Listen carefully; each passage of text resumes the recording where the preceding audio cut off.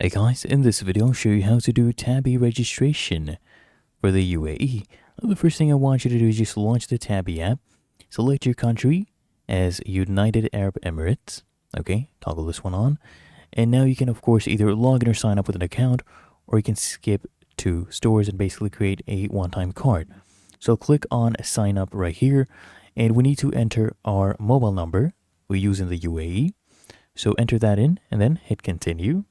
They'll send you a 4-digit code, a one-time password, an OTP. You need to fill that in right here and hit continue. And then what will happen is they'll guide you to select your payment plan. So you can do 4 interest-free payments, okay? And you basically enter your valid UAE debit or credit card details to cover those payments. And you'll also be asked to provide your national ID for verifying your identity. Okay, once you're done, you can go ahead and use it. Really that easy. If you found this helpful, make sure you smash that like button and subscribe to App Mentor.